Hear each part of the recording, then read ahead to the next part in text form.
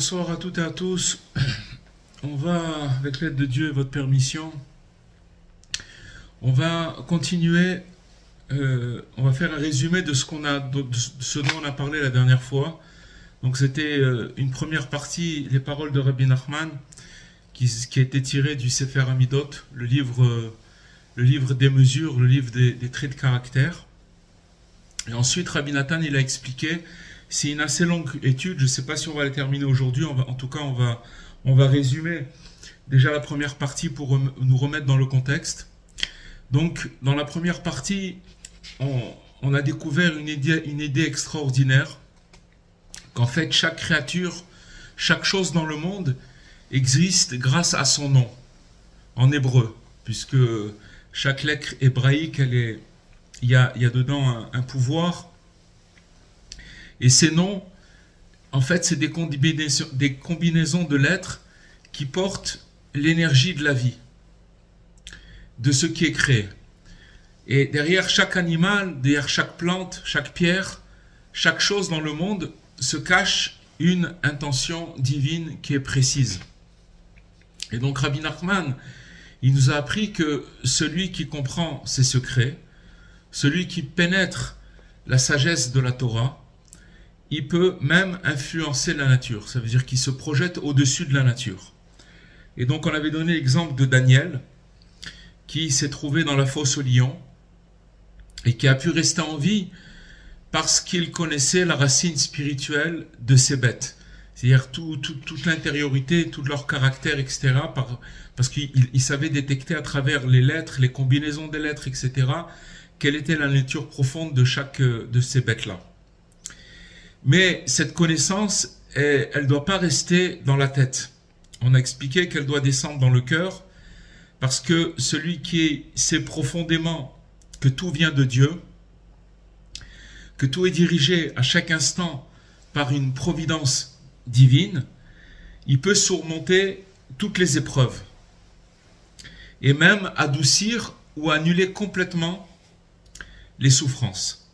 Et donc en un mot, tout est dirigé par Dieu, et la clé pour le vivre pleinement, c'est donc d'approfondir la Torah et de laisser cette conscience remplir le cœur. C'est un résumé très court, mais c'est pour nous remettre un petit peu dans le contexte. Donc on va retourner dans le Likutei Halachot de Rabbi Nathan, qui continue l'étude qu'on a commencée la semaine dernière. Donc il nous dit que le Saint béni soit-il, Dieu, il fait vivre et maintient chaque chose par sa sagesse. Qu'est-ce que ça veut dire par sa sagesse? C'est-à-dire par sa connaissance. Parce que la connaissance de Dieu, c'est ça la vitalité de toute chose. D'accord? La sagesse de Dieu, c'est ça qui donne la vitalité. La sagesse, c'est la connaissance. Et donc, ça veut dire que c'est ça qui donne la vitalité à chaque chose, à toute chose. Et donc, cette connaissance, qui est en même temps sa volonté, la volonté de Dieu, le fait que Dieu, il sait et il veut que cette chose-là, elle existe. Que par exemple, ce phénomène se reproduise à nouveau, à cet instant précis. Alors c'est cela même qui est la vitalité dans de la chose, de cette chose-là. C'est-à-dire que dans chaque chose, quand on voit une vitalité, c'est en vérité la volonté de Dieu qui se manifeste dans la chose, ou dans un être humain, ou dans un animal, ou même dans un végétal, ou même dans un minéral. Vous allez me dire, dans une pierre, on ne voit pas cette chose-là, mais le fait que la chose, elle existe, il y a une vie même dans le minéral, qui est difficilement détectable, mais elle vit, ce minéral-là, il vit. Donc, si vous voulez, la vitalité de la chose, c'est en fait la sagesse, et donc la volonté de Dieu qu'il y a dans cette chose-là. Comme il est dit dans les Ecclésiastes, dans Qoéleth, c'est marqué que la sagesse, elle fait vivre ceux qui la possèdent.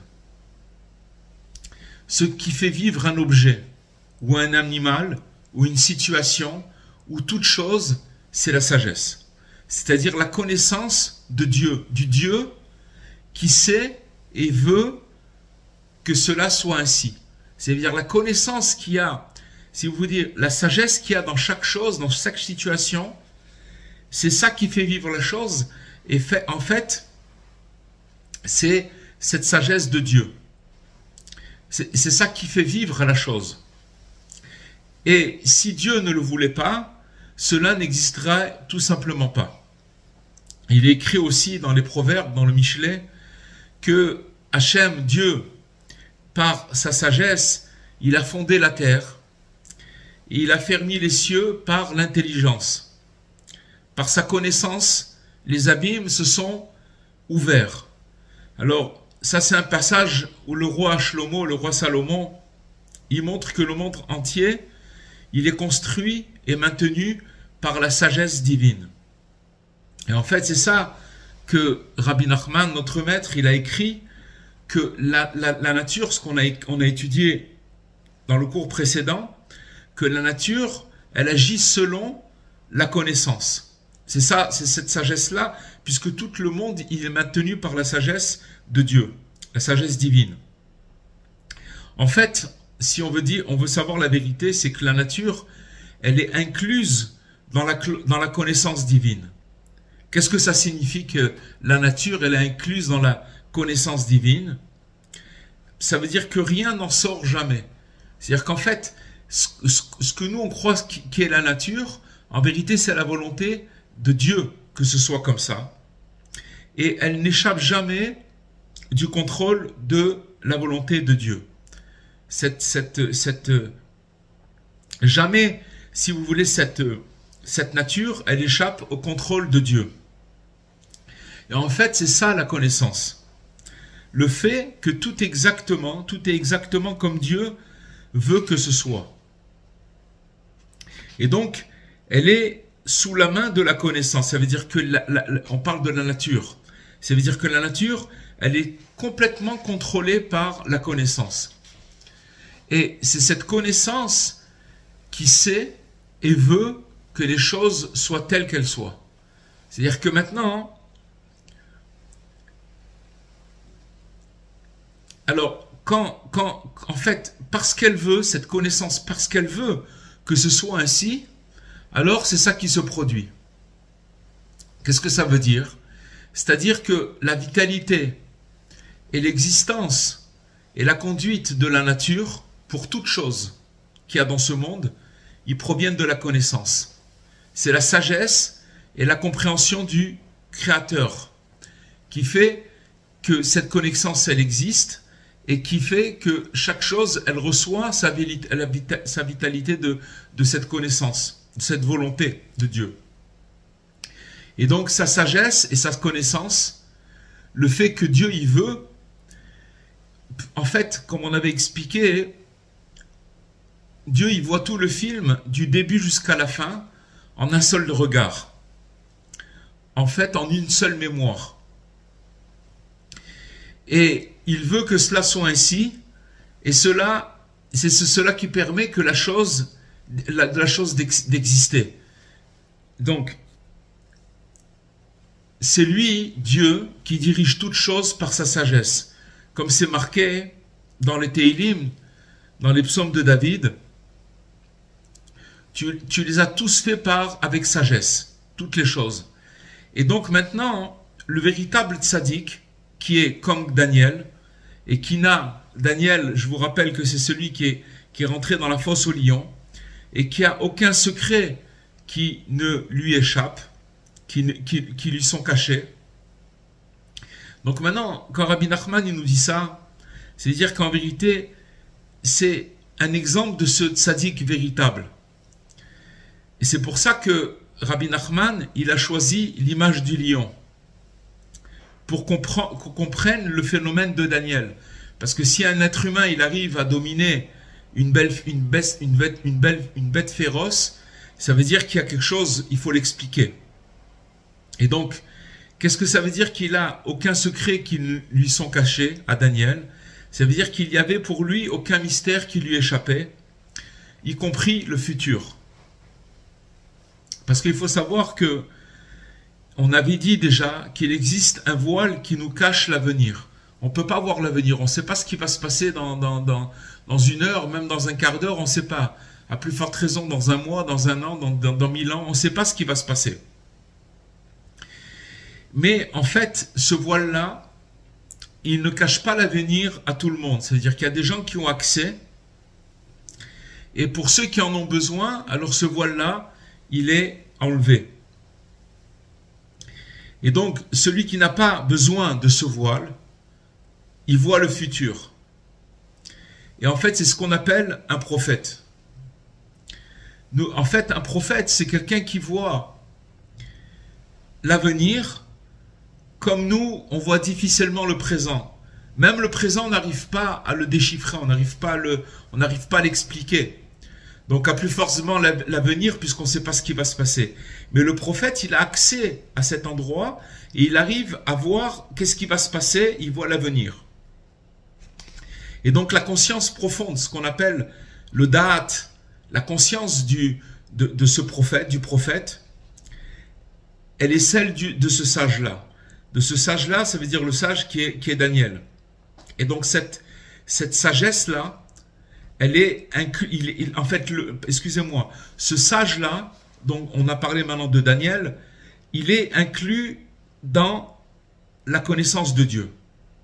En fait, le sage, le tzaddik, il est uni à la pensée divine. En fait, on appelle ça un yichud gamour, ça veut dire une unification totale. En fait, l'homme y pense, mais sa pensée est en fait celle de Dieu. Puisque on avait parlé du fait que Daniel, qui était le juste de cette histoire, il s'était complètement annulé à la volonté de Dieu. On va le développer encore cette fois-ci. En fait, il est complètement fondu et uni dans la conscience de Dieu. Car, il nous dit, Rabbi Nathan, telle est la perfection des grands tzadikim. Les grands tzadikim, ceux qui sont montés très haut. Pourquoi ils sont montés très haut? Parce qu'ils annulent leur ego en permanence. Ils effacent leur moi.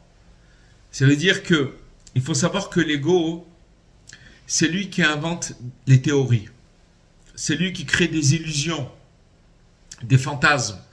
Toutes les fictions, les projections, elles viennent de l'ego. Parce que finalement, c'est des intérêts cachés qui sont souvent logés, ces intérêts qui sont cachés dans l'inconscient. Et ce sont des intérêts qui tirent l'homme vers le bas. Et il l'éloigne de cette conscience-là, de cette connaissance pure. Mais le tzaddik, il agit à l'inverse. Et comment il est devenu tzaddik? En fait, il a dominé ses sens. Il a surmonté ses illusions. Et par le fait même qu'il a surmonté ses illusions, il a acquéri un nouveau sens. Un sens avec lequel, justement ce sens avec lequel il peut percevoir l'avenir. Rabbi Nathan nous explique exactement comment ça marche. Et jusqu'à que ce tzaddik, il a réussi à être inclus dans la connaissance de Dieu. En fait, de comprendre ce que Dieu il veut et pourquoi Dieu, comment il fait vivre les choses. Et grâce à cela, ces tzadikim là, ils connaissent la nature de chaque chose. Quand ils voient une chose, ils comprennent la chose. C'est-à-dire, ils connaissent en fait la source même de la vitalité qui se trouve dans ce qu'on appelle la nature de chaque chose. Il y a une nature dans chaque chose. Alors ici, il y a quand même une question qui se pose, parce que Rabbi Nathan, il fait allusion à la nature comme si elle existait. Alors que quelques lignes plus haut, dans le cours précédent, on a parlé, Rabbi Nathan disait qu'elle n'existait pas du tout, la nature. Mais en fait, maintenant, c'est beaucoup plus simple à comprendre. Pourquoi? Parce que ce qui n'existe pas, c'est en fait l'interprétation qu'on en fait. La manière dont on vit la chose, lorsqu'on la sacralise, lorsqu'on en fait une croyance qui est autonome, c'est-à-dire qu'on croit que la nature, elle a une autonomie, ça s'appelle le culte de la nature. Et ça, c'est de la fantaisie, c'est une invention totale. Mais les phénomènes eux-mêmes, les choses qui se répètent, comme on avait donné l'exemple la dernière fois, si on prend par exemple un objet et qu'on le fait tomber, alors il va tomber, si on répète notre geste, si on le fait 1 million de fois, il va tomber 1 million de fois. Donc le fait que les choses elles se répètent, ça existe, bel et bien. Mais parce que la volonté de Dieu, elle peut vouloir qu'un phénomène se reproduise encore et encore. Alors, cette connaissance, il nous dit Rabbi Nathan, qui fait vivre, en fait, c'est cette connaissance qui fait vivre, et qui maintient et qui dirige cette chose.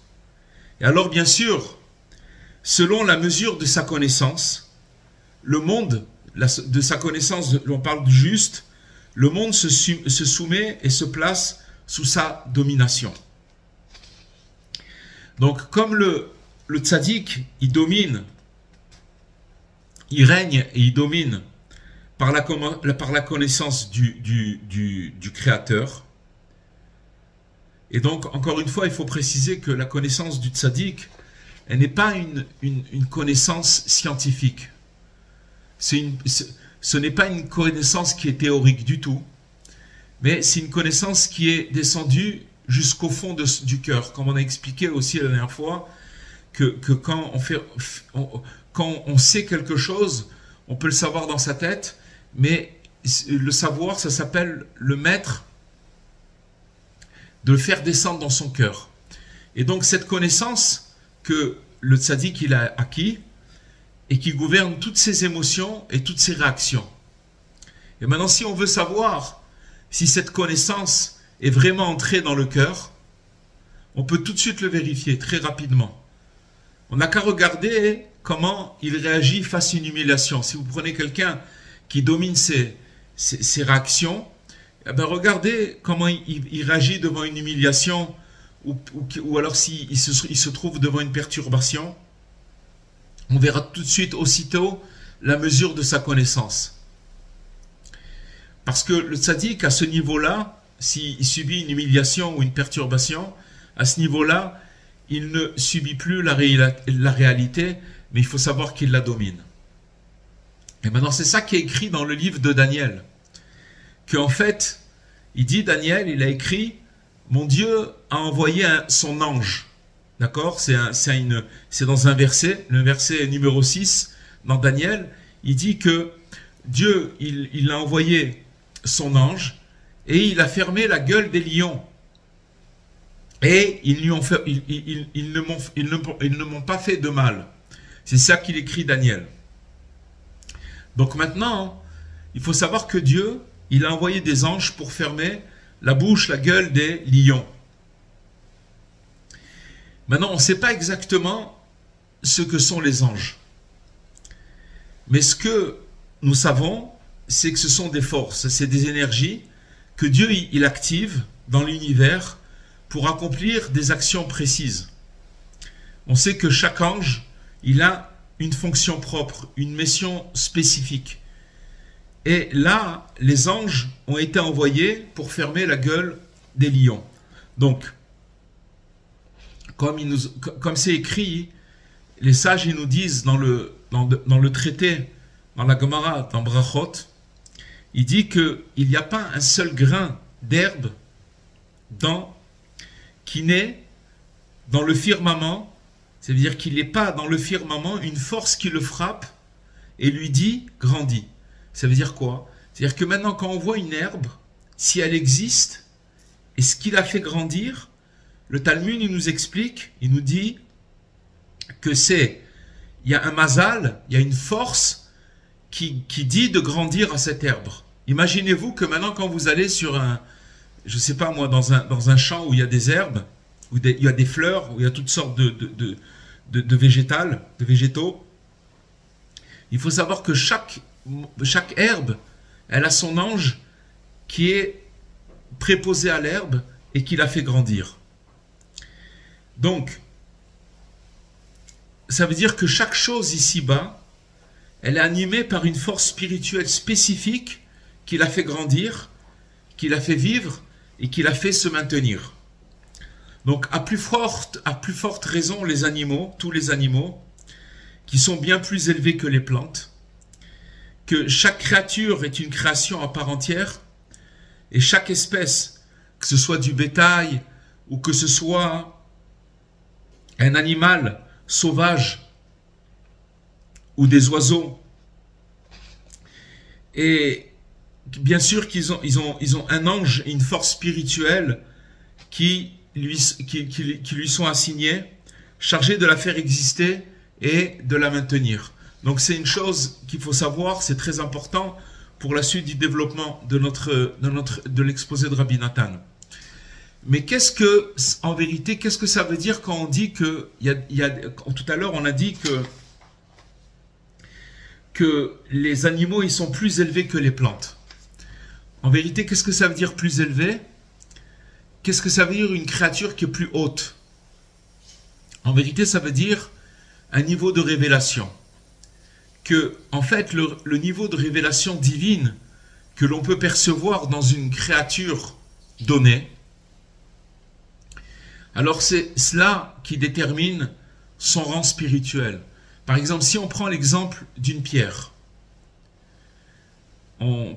la pierre, les pierres sont des créations divines aussi. Mais nous disons que c'est un niveau inférieur. Pourquoi c'est un niveau inférieur? Parce que la vitalité divine qui se révèle dans la pierre, elle est pratiquement inexistante. Elle est là, mais elle est très très très faible.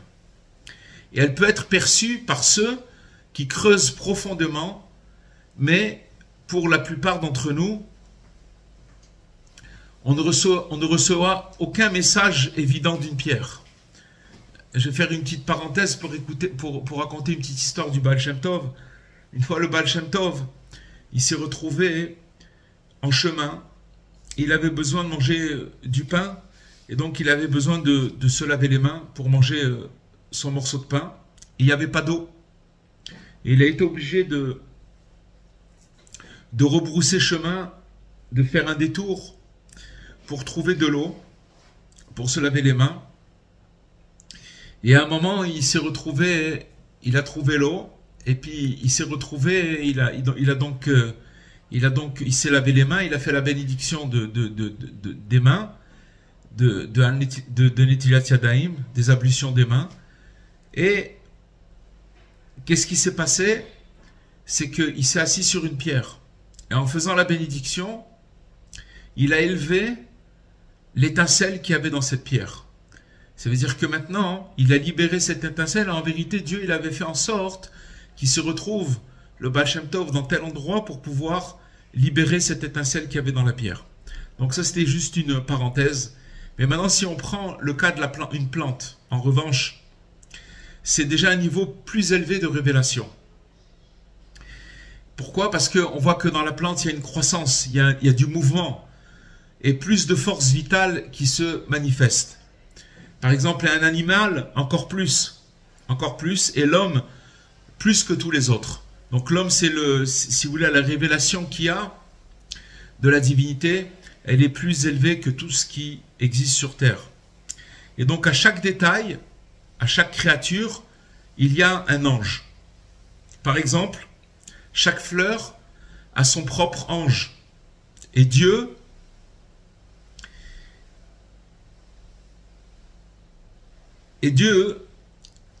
il envoie une infinité d'énergie dans l'univers. Il ne compte pas du tout l'énergie qu'il donne. Ce qui est nécessaire, il le fait sans limite. Donc maintenant, si vous prenez une fleur, il faut savoir qu'une fleur, elle a un ange unique qui l'anime. C'est pour ça que les kabbalistes, ils faisaient très attention à ne pas arracher une plante sans raison. Si c'est pour, par exemple, l'ornement, de faire une bénédiction, pour orner une table de Shabbat, ou etc., toutes ces choses-là, il n'y a pas de problème. Mais pour rien, il faisait très attention, les kabbalistes font très attention à ça. C'est pour ça que c'est marqué dans le Midrash que les roses, elles, n'ont été créées que pour Shabbat. En fait, quand vous avez des fleurs sur votre table de Shabbat, il faut savoir que il y a des âmes, ces fleurs-là, elles n'existent pas. Les fleurs, particulièrement les roses, elles ont été créées pour Shabbat. Mais là-bas, chaque ange, il donne une force plus que ça, même la couleur, la senteur, tout ça, c'est des différences dans les anges qui donnent des forces et qui donne la possibilité que la fleur elle existe. Donc, maintenant, d'arracher un brin d'herbe sans nécessité, en fait, c'est interdit. Pourquoi? Parce que d'arracher une herbe sans raison, en vérité, il faut savoir que les anges qui sont dans les herbes, comme on a ramené le traité le Talmud de Brachot, c'est-à-dire que maintenant, une herbe, il ne peut pas pousser sans l'aide d'un ange qui lui dit « pousse ». Maintenant, il faut savoir que cet ange-là, il est dirigé par un ange qui est encore plus grand, qui est responsable de cette espèce et d'une partie de sa force. C'est-à-dire que maintenant, ce grand ange, il a sous ses ordres un certain nombre de soldats, de petits anges. Et chaque brin d'herbe en fait partie. Donc quand on arrache une herbe inutilement, on affaiblit cet ange-là. Pourquoi? Parce qu'il est en train de donner de l'énergie, c'est quelque chose de vivant. Donc on coupe, tac, c'est comme si on le tuait. Et il faut savoir que c'est pas bien parce que cet ange-là, véritablement, il peut amener c'est en fait un ministre spirituel, ce grand ange qui s'occupe de tous les anges qui s'occupent des herbes. Il peut se plaindre contre la personne dans les hauteurs. Pourquoi? Parce que on lui a enlevé une partie de sa force à cet ange-là. Et donc, à plus forte raison, s'il s'agit d'un être vivant, d'un animal qu'on fait souffrir ou qu'on tue inutilement, que Dieu préserve, et cela est encore bien plus grave, bien entendu. Et bien entendu, c'est inutile de dire que une personne qui fait du mal à un être humain. Et donc, il faut savoir que c'est de la créature, c'est de cet ange-là qu'elle reçoit sa vitalité, selon sa nature. Et donc, cet ange-là, il ne se trompe pas du tout. Parce qu'en fait, il va le transmettre à la fleur l'énergie exacte nécessaire pour produire son parfum. Il a un parfum merveilleux. Cette fleur, elle a un parfum merveilleux. Et donc, pour produire ce parfum-là, elle ne se trompe pas. Elle va lui donner une force unique, une couleur éclatante, etc., selon sa nature propre.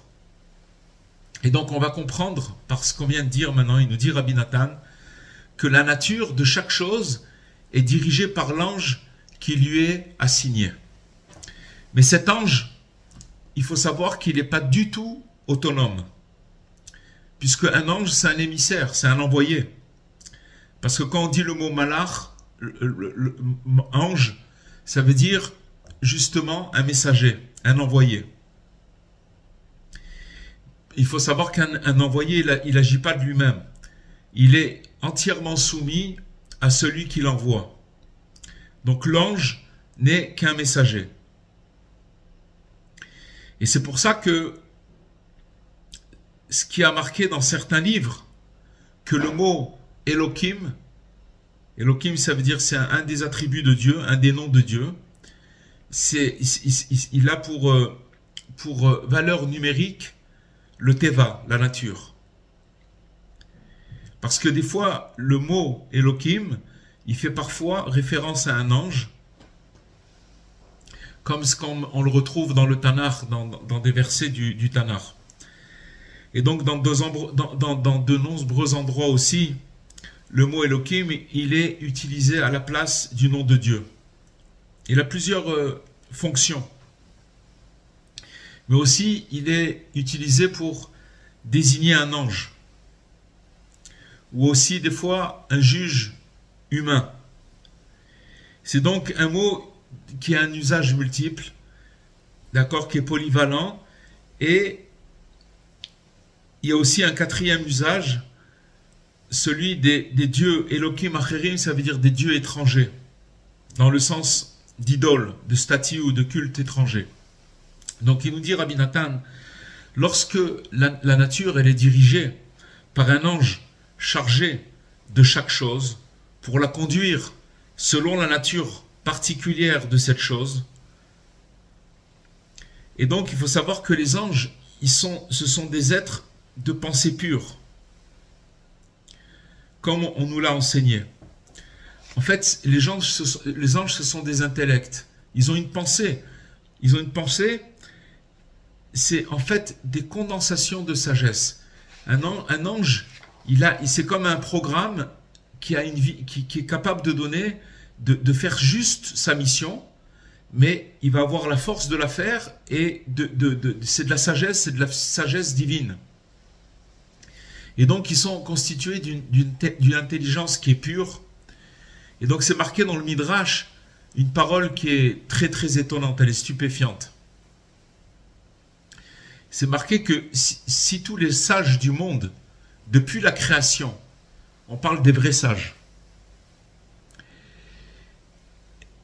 les savants de la nature, les philosophes, les astronomes, les physiciens, et que tous ces sages-là, ils se rassemblaient et qui mettaient toutes leurs énergies mentales, toute leur intelligence pour créer ne serait-ce qu'un petit moustique. D'accord? Eh bien, ils n'en seraient pas capables. Qu'est-ce que ça signifie? Ça signifie que les degrés de sagesse qui sont nécessaires pour créer un simple moustique, c'est d'une immensité que l'on peut pas concevoir. C'est pas possible. On se rend pas compte. Mais la sagesse qu'il y a dans un petit moustique, alors que si vous prenez depuis la nuit des temps, depuis que le monde existe, si vous prenez tous les sages avec la technologie, la science moderne, tout ça, et qu'on essayait de le faire, c'est pas possible. Donc, ça nous fait voir clairement la profondeur d'intelligence qui se cache dans chacune d'elles, dans chacune de ces créatures. Et la force qui donne au moustique, Dieu, tout ce qu'il est capable de faire, tout ça, c'est une intelligence.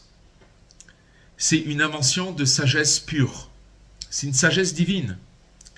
Et donc les êtres, et ces êtres-là, c'est-à-dire les anges, ils reçoivent leur intelligence d'un niveau supérieur, bien au-dessus d'eux.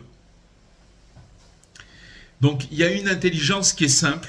Par exemple, si un animal, il fonctionne, il accomplit certaines actions,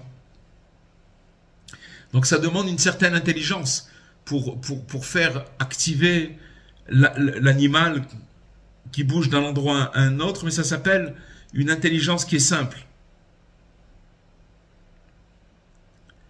Mais maintenant, pour qu'il y ait une action, il faut qu'il y ait un mouvement, un espace, un temps, toutes ces choses-là.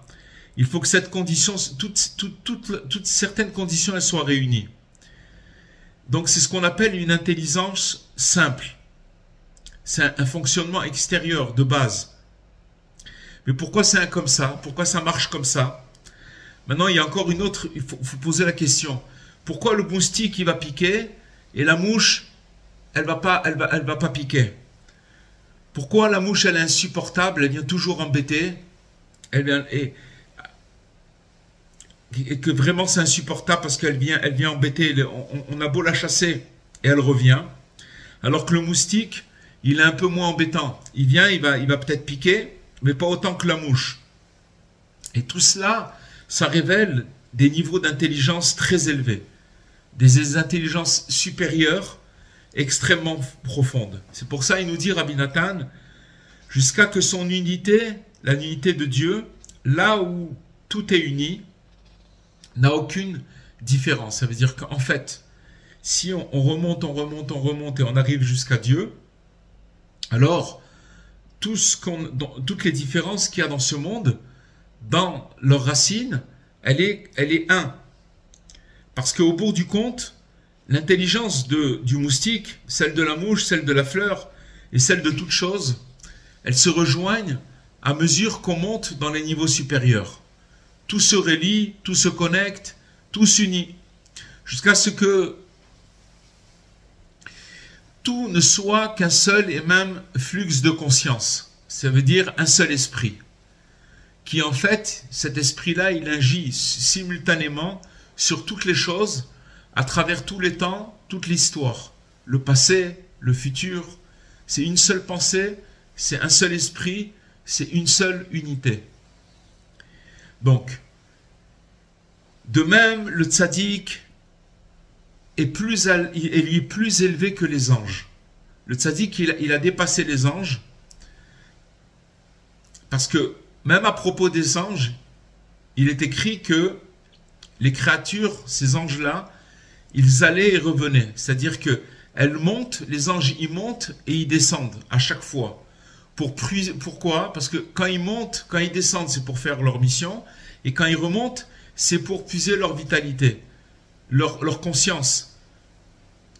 Mais où c'est qu'ils montent? Ils remontent dans l'unité originelle. Ça veut dire ils remontent vers Dieu. Et donc même chez les anges, il y a ce mouvement de va-et-vient, ce qu'on appelle en hébreu ratso vachov, rentrer et sortir, aller monter et descendre. Et ils ne reçoivent pas leur vitalité en continu. Ils ont besoin de se renouveler sans cesse et ils sont dépendants, comme on l'a dit. Ils ne sont pas autonomes. Et puisque l'ange est dépendant, il a besoin d'un renouvellement constant, d'une énergie nouvelle. Et donc dans le rythme dans lequel l'ange il s'approche pour recevoir, puis il va redescendre pour transmettre, c'est ça que l'on appelle Ratso Vachov, ça veut dire qu'il va s'élever et il va revenir. Quand il s'approche, il reçoit l'énergie, et quand il redescend, il la transmet à la créature qui est sous sa gouverne. Et donc l'ange qui est à l'intérieur de la créature, il s'élève, il se rapproche de l'unité de Dieu, du Saint béni soit-il, et là-bas, dans l'unité, il reçoit une étincelle d'intelligence. D'accord? Une étincelle d'intelligence. Et c'est cette étincelle dont il a besoin pour continuer à vivre la créature. Regardez ce qu'il nous explique Rabbi Nathan, c'est magnifique. Et donc, ils puisent leur connaissance, qui est leur vitalité, dans cette unité divine, dans l'unité divine. Et donc, par ce mouvement de monter et de descendre, c'est-à-dire aller et retour.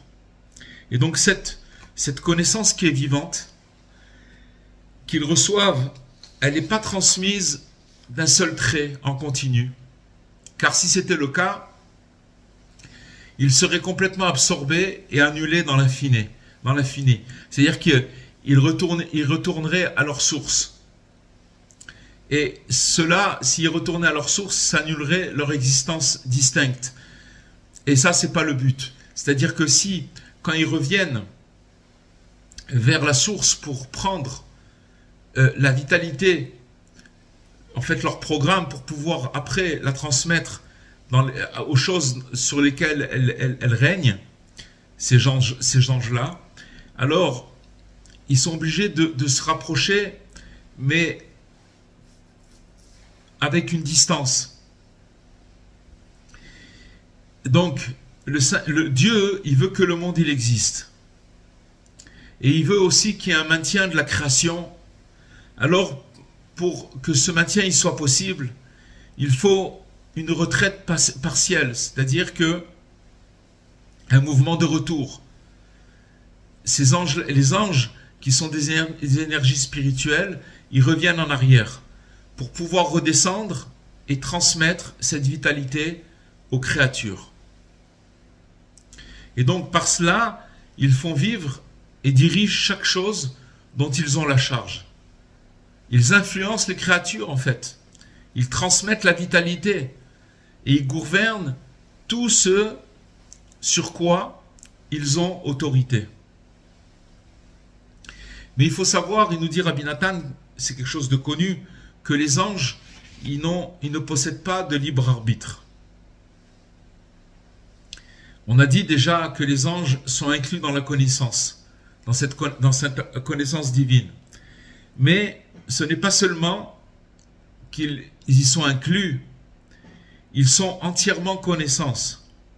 Ils sont entièrement absorbés dans cette connaissance, dans ce da'at. Et c'est donc cette connaissance qui les met en mouvement. Et ils ne sortent pas du tout en dehors de cette connaissance. Ils peuvent pas, ils sont programmés. parce que rien n'est en dehors de la connaissance divine, ils y sont soumis totalement. Ça veut dire que voilà, ils ont pas de libre arbitre. Ils sont programmés, ils sont créés pour une chose, ils font la chose et ils peuvent pas faire de fantaisie. Ils font la chose point à la ligne. Et ils doivent à chaque instant recevoir et puiser la vitalité en fonction de la forme précise du besoin qu'ils ont à transmettre à la créature dont ils ont la responsabilité. Ils doivent recevoir exactement la mesure qu'ils doivent ensuite transmettre à la créature dont ils ont la charge. Maintenant, il ne peut absolument rien changer par lui-même, l'ange. Il n'a aucune liberté de modification, il ne peut pas dévier. Par exemple, s'il voulait avoir pitié d'un chat, d'accord, si maintenant il va avoir pitié d'un chat et lui donner un peu plus de ce qu'il lui a fixé, alors c'est pas possible. C'est pas possible. Et donc, ce que la connaissance divine détermine pour cette situation précise, c'est exactement ce qui se réalisera et rien de plus. Mais l'homme, le tzaddik, parce qu'il a le libre arbitre pour s'annuler par son choix à l'illusion de ce monde, c'est-à-dire que maintenant le tzaddik, lui il a le choix, puisque les anges, on a dit qu'eux ils n'ont pas le choix, donc ils n'ont pas d'état d'âme. Mais le tzaddik, lui, il a travaillé, il a, oui, le libre choix. Et donc lui, il peut s'annuler par son choix de l'illusion qu'il y a dans ce monde-là. Il peut choisir en fait de maîtriser ses sens. Et s'il maîtrise ses sens, alors il peut dominer la création. Mais il doit d'abord se dominer lui-même. Qu'est-ce que ça veut dire se dominer? C'est s'annuler face à l'apparence illusoire de ce monde. C'est ce qu'on appelle la vision extérieure de ce monde. Il y a une vision extérieure. Et donc, le premier pas pour annuler cette illusion, en fait, c'est le cours qu'on est en train de faire ce soir. Parce que tant qu'on ne sait pas, on vit toute sa vie dans une illusion. En fait, on parle des anges, on parle du tzaddik. On peut se poser la question, qu'est-ce que ça a à voir avec nous, tout ça? C'est des choses très élevées, mais pas du tout. C'est que Rabbi Nachman, à travers Rabbi Nathan, il nous donne accès à des choses très très très élevées, mais il a une intention dans cette chose-là. C'est qu'en fait, il fait tout ce détour pour nous expliquer que tout ce qu'on voit, c'est maintenu par des anges, pendant les anges, comment ils fonctionnent, etc. Tout ce qu'on a expliqué jusqu'à maintenant. Mais en vérité, tout le but, c'est d'arriver à ne pas arriver à se guérir de cette vision extérieure de ce monde, ça veut dire de l'illusion. Et donc, une personne, elle peut vivre toute sa vie dans l'imaginaire.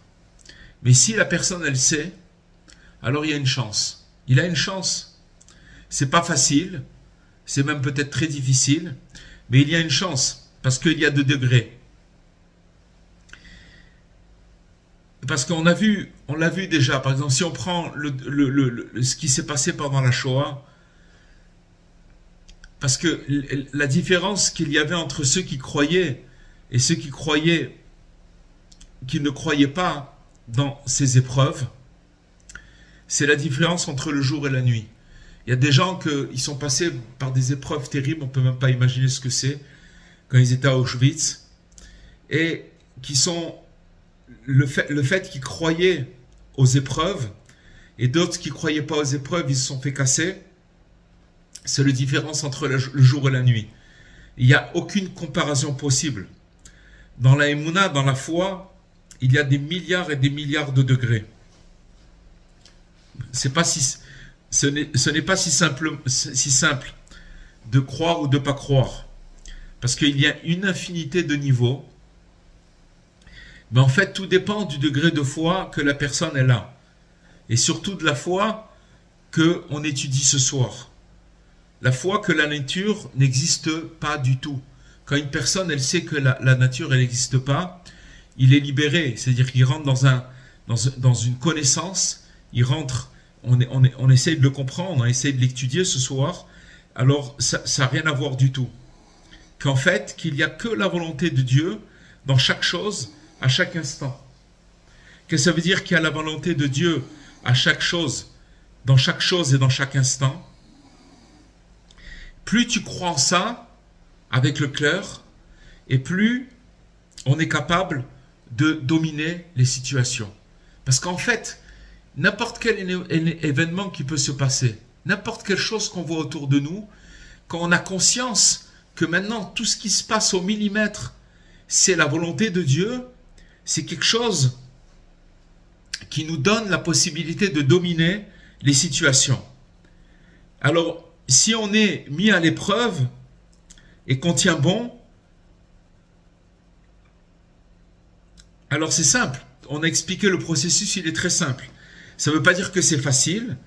C'est pas simple en vérité, mais le processus, il est très très simple. On le comprend en tout cas avec notre tête.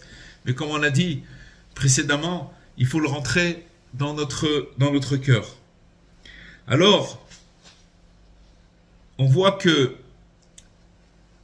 le juste, par le fait qu'il peut s'annuler, parce qu'il a le libre choix, donc il peut s'annuler par son choix, et donc à l'illusion de ce monde, et alors il s'élève au niveau où il s'élève, il s'inclut à l'unité de Dieu, du Saint béni soit-il, et de là, il peut puiser de la Torah à chaque fois.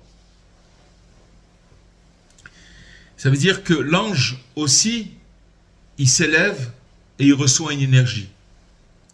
Mais il est comme un agent, un fonctionnaire, presque comme un robot. Il reçoit une force, il la transmet. Lui, il n'a ni choix, ni conscience propre, cet ange-là.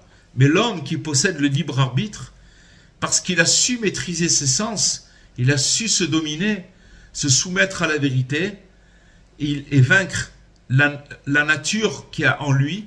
Il a une certaine nature. La colère, c'est, on va dire, ah ben c'est comme ça, je suis comme ça. La jalousie, les passions, tout ça, quelqu'un peut dire c'est ma nature. Mais il a su dominer cette nature. Alors, à chaque fois qu'il monte, il ne reçoit pas seulement de l'énergie comme un ange.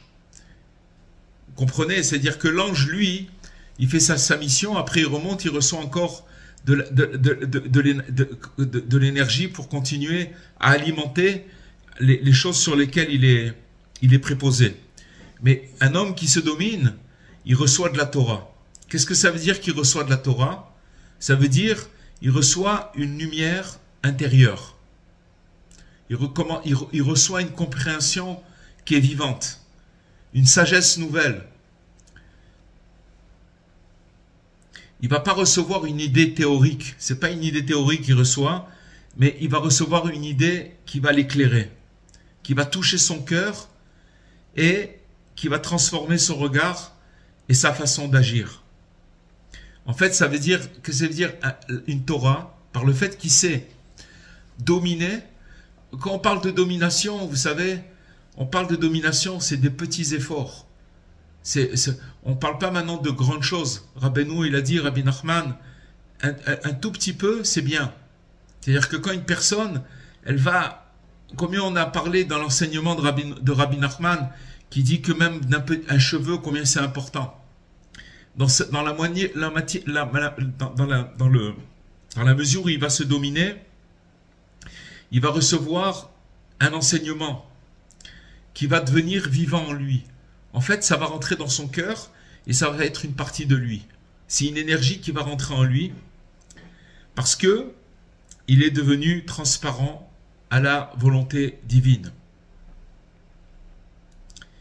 Voilà, regardez, on est loin. Je pense qu'il y a au moins encore un cours ou deux cours qui va nous amener sur quelque chose de magnifique, mais déjà ça donne une perspective. Pour ce soir, on va s'arrêter là, et Bezrat Hashem, la prochaine fois, on continuera. Si vous avez des questions, Bevakasha. Oui, bonsoir, je voudrais leur faire bonsoir. Bonsoir. est-ce qu'on pourrait faire un rapport vous avez dit lors de votre conférence, dernière conférence à Côte d'Ivoire, vous avez dit lors d'une interview, et on arrive à rire du monde. Vous avez dit, on n'a pas à rire des gens, mais à rire du monde quand il y a des situations qui se présentent. Ouais. Alors, je vais vous demander, est-ce que lorsqu'on a une épreuve, le fait de rire par rapport à cette épreuve, le fait de rire par rapport effectivement à l'épreuve, est-ce que vous pouvez expliquer Là, je me rappelle plus le contexte dans lequel j'ai dit ça en Côte d'Ivoire, mais en fait déjà de rire, ça rejoint l'idée d'être content, d'être bessimcha, d'être joyeux, quoi qu'il arrive, ça c'est une chose. Mais si on veut le coller avec ce qu'on a dit ce soir, c'est qu'en fait, le fait de se dominer sur l'illusion de ce monde, sur notre nature, notre propre nature, on est là pour travailler et pour dominer notre nature. C'est-à-dire que si on arrive à faire un petit pas et arriver à faire d'avancer d'un petit millimètre sur notre domination, qu'est-ce qu'on a appris là maintenant? C'est qu'on va nous dévoiler un enseignement, une Torah. Une Torah, ça veut dire un message qui va rentrer dans notre cœur et qui va transformer notre regard et notre façon d'agir. D'accord? Alors, notre regard et notre façon d'agir, ça veut dire que maintenant, je vais transcender, je vais enlever l'illusion dans laquelle je me trouve maintenant. C'est-à-dire que je vais me transposer, je vais arriver, dans la mesure de cet effort que je vais avoir fait, je vais voir le monde avec moins d'illusions. Et voir le monde avec moins d'illusions, ça fait rigoler. Parce que vous voyez que, quand vous voyez que c'était une farce, que c'était pas vrai, que c'était de la rigolade, c'était un mirage, c'était un rêve, c'était pas vrai, et qu'on a eu peur de cette chose-là, et qu'on a vu les choses comme c'était, mais qu'on arrive à le voir avec du recul, ça fait rigoler. Vous comprenez ce que je veux dire? Rire du monde, ça veut dire rire du mensonge de ce monde, qui est illusoire, qui nous fait tomber, qui nous fait à chaque fois croire des choses qui sont pas vraies. Moi, je pensais que vous vouliez dire, quand vous avez dit ça, qu'il vaut mieux prendre les choses... Aussi, mais encore une fois, le contexte, vous avez collé ce que j'ai dit en Côte d'Ivoire, je ne me rappelle plus de quel contexte il s'agissait, mais vous parlez de rire du monde, alors je l'ai collé avec ce qu'on a dit ce soir. Maintenant, voilà. Dans tous les cas, c'est sûr que là, on est en train d'arriver... Cette étude qu'on a fait déjà depuis la dernière fois et qu'on continue ce soir, et avec l'aide de Dieu qu'on va continuer la prochaine fois, c'est un autre axe, c'est un autre... Rabbi Nachman d'abord, dans le Sefer Amidot, et après Rabbi Nathan, il explique, Rabbi Nachman, dans l'Écoute Halachot, il nous explique, en fait, on veut arriver à une constatation que la nature n'existe pas. Ça n'existe pas. Des fois, on croit que les choses, c'est fatal. C'est une fatalité. Parce que c'est comme ça. Mais c'est pas comme ça. C'est pas comme ça. Donc, c'est ça le développement, ce qu'on a étudié ce soir et qu'on va continuer. Mais voilà. Il faut comprendre que tout est dirigé par Dieu. Et ce soir, avec tout ce qu'on a parlé avec les gens, les anges, dont on a parlé des anges, ça nous explique clairement ce qu'il nous dit Rabbi Nathan. Il nous a expliqué les choses claires.